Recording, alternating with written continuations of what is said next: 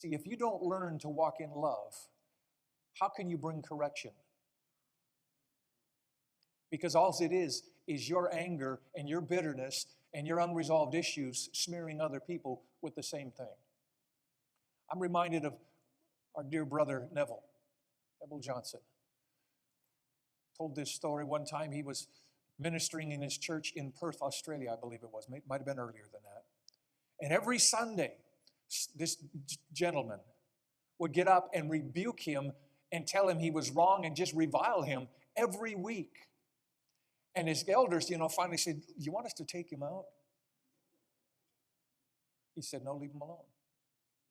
Every week. He said it went on for about a year.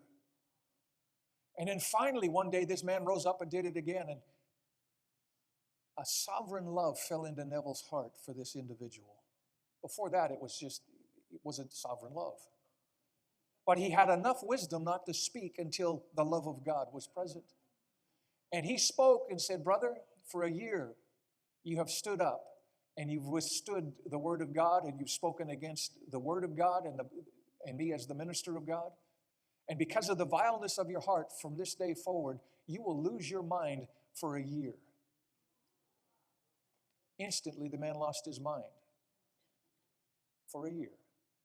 A year later, he came back in and he repented and he said, "I was wrong, forgive me."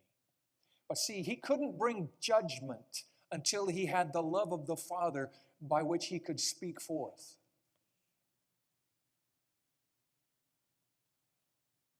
You'll only be forgiven to the extent you forgive.